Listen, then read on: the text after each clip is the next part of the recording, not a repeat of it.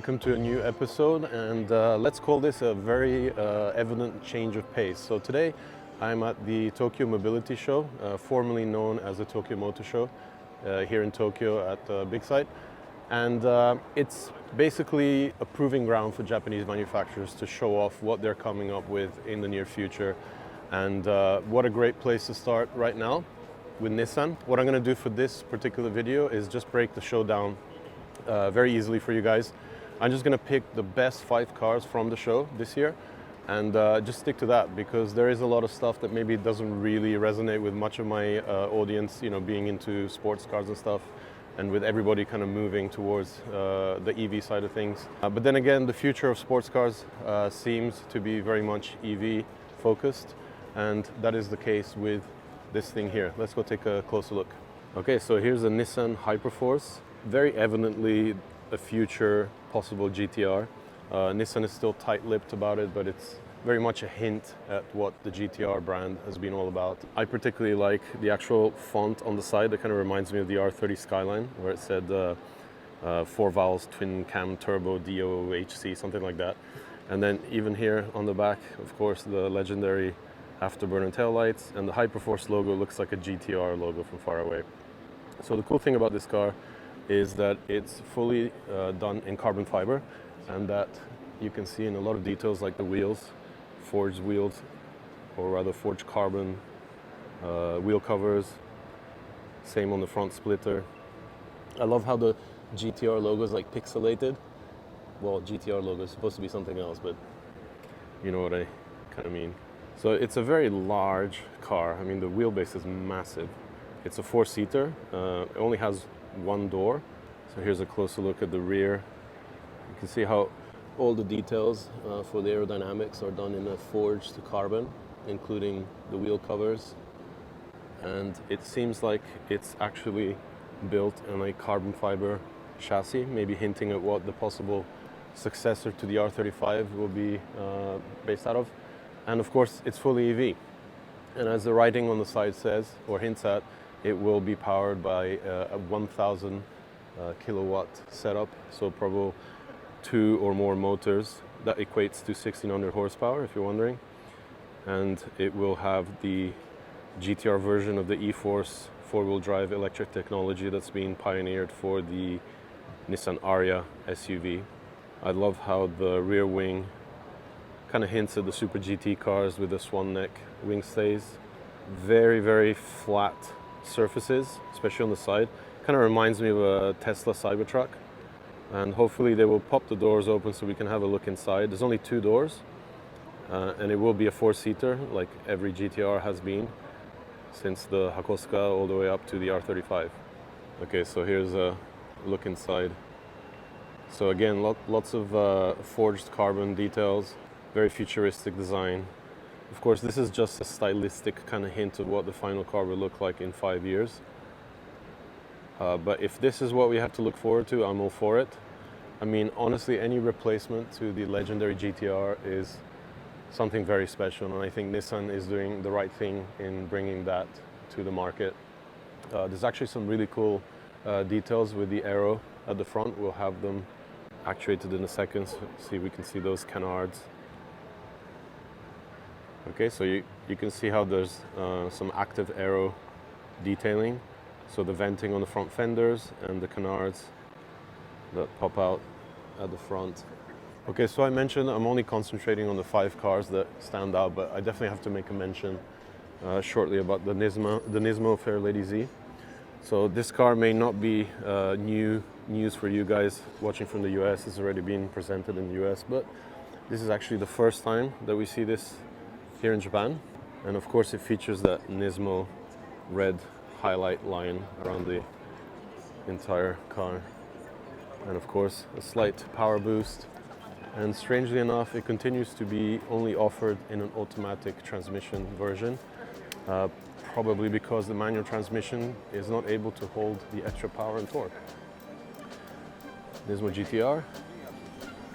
But let's keep moving and we'll head over to Honda next.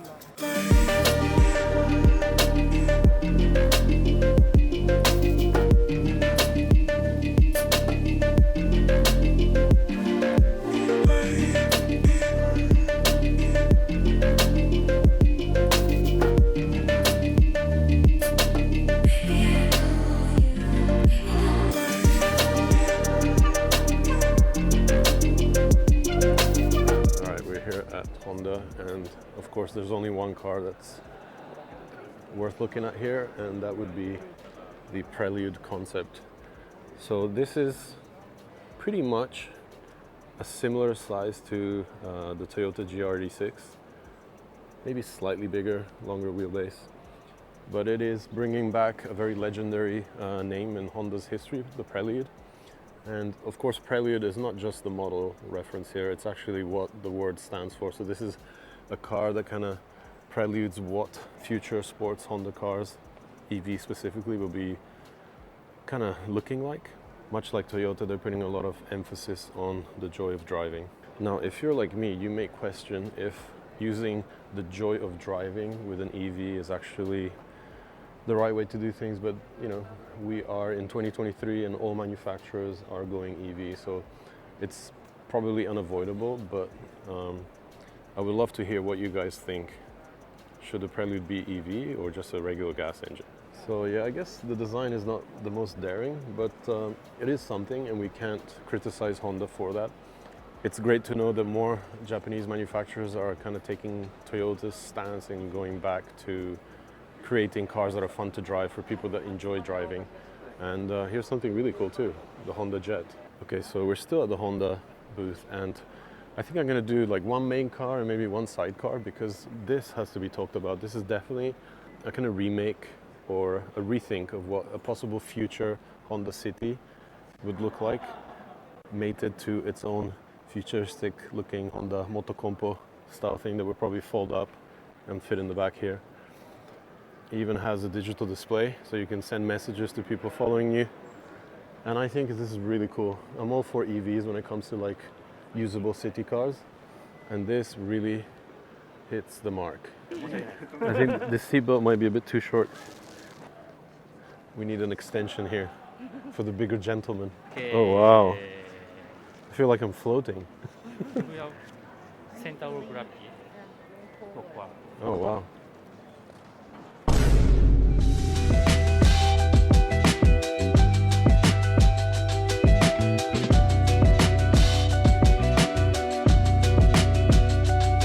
One of the biggest news to come out of the motor show is that Mazda has finally hinted at what a possible replacement for the RX-7 will look like. Okay, so this Mazda iconic SP is hinted to be powered by a hybrid rotary powertrain. You know, no details have been given yet, like most concept cars here this year, but we can only commend Mazda for actually coming up with something like this and potentially thinking about a future sports car with rotary power. I mean, design-wise, what do I think? I think it really brings some of those elements that we saw on the RX-7, its very rounded design, back into a more futuristic type of look. Proportion-wise, I reckon it's perfect. You know, the RX-7 was very compact, and this stays true to that. Profile-wise, I would say they absolutely nailed it. I mean, I think, again, we have a very RX-7 FD3S type roofline, very rounded design, but again brought into a kind of futuristic approach. And I think I just love manufacturers that stay true to their heritage and just stick to what actually works for not only them, but also for the people that, you know, appreciate and love their brands. Perfect proportions. Look how the rear wheels are like right at the very extremity of the rear end. It kind of blends RX-8 and RX-7 all in one, even a bit of Yunus Roadster. Okay, so from Mazda, let's move over to Toyota.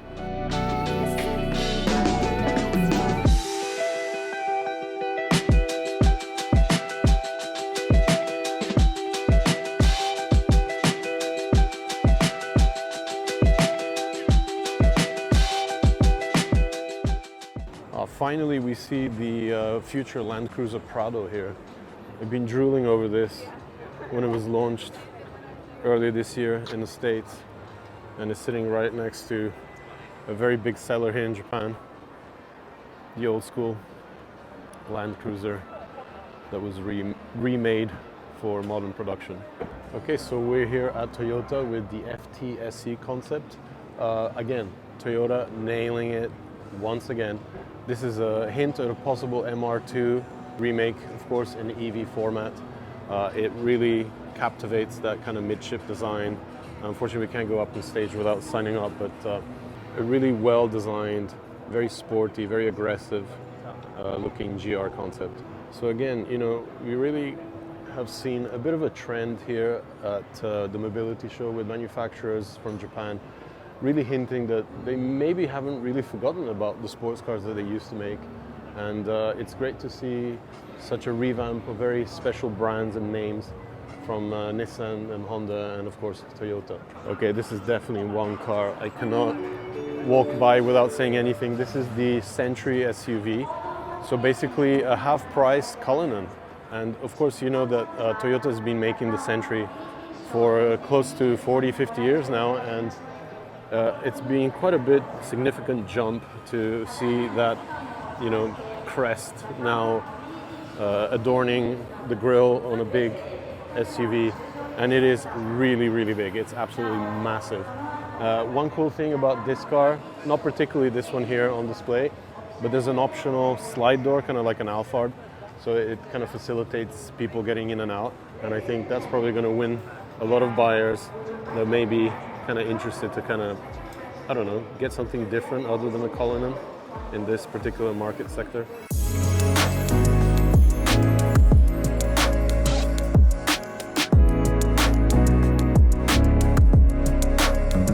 And speaking of iconic cars, finally Japan gets to see the EQG concept, the electric version of the G-Wagon, which is really crazy that we had to wait so long to see this concept car, seeing that Japan is probably one of the biggest markets after Russia and the US for the G-Wagon. Tokyo's like dotted with G63s and Gs of every possible generation, so pretty cool to be seeing this here in Tokyo. And of course, the list of Japanese manufacturers couldn't be complete without Subaru. We're here at their booth with the Sport Mobility concept. Yet another sporty vehicle, of course completely EV, that they're planning to potentially build or at least give directions to future designs of electric sports cars. It looks like they may have taken some styling tips from Nissan's GTR concept with a lot of forged carbon details around.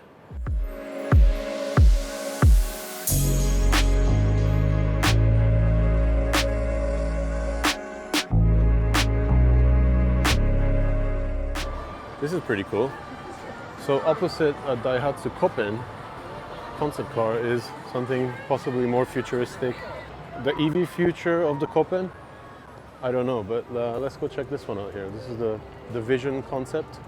This is something a little bit more realistic and possibly what the EV version of the Koppen may look like.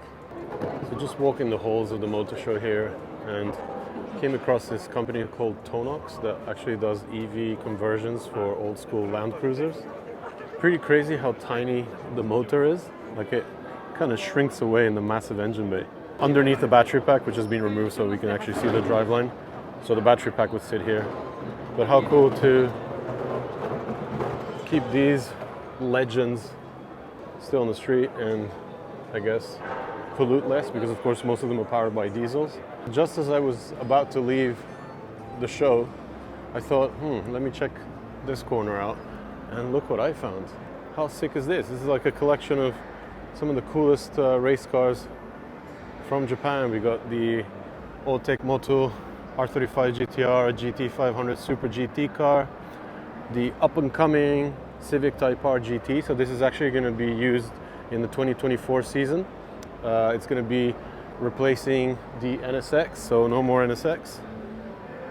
And we got some Super Taikyu cars, some rally cars, STI BRZ GT300 car, a couple of off-roaders, and this thing here, the Toyota GT010 hybrid from the Le Mans, which has been left uncleaned from the race. How cool is this? And right behind it, racing concept GRH2. How cool is that? Man, these things are like spaceships. I don't think I would feel comfortable sitting in that tiny cockpit. And we got the Nissan Formula E race car next to the Honda Red Bull F1 car. Comparison here. Quite impressive how tiny the Formula E car is compared to a modern day F1 machine. And pretty insane when you see these cars up close, just how wild the aero setup is on these things. And surprisingly enough, I think maybe due to regulations, the actual rear wing has very few elements. I think most of the downforce is generated by the underfloor. The front though, 4-element wing, absolutely massive.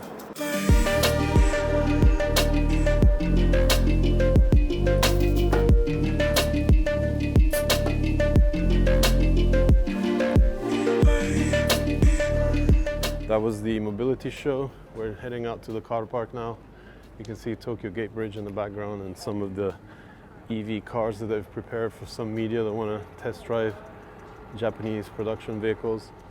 But in closing, I guess, I come away kind of positive from this mobility show because unexpectedly every manufacturer had a hint at a possible sporty car future, which is a big change from how things have been going with Japanese manufacturers for the last decade plus. It's only been Toyota that really kind of pushed the envelope.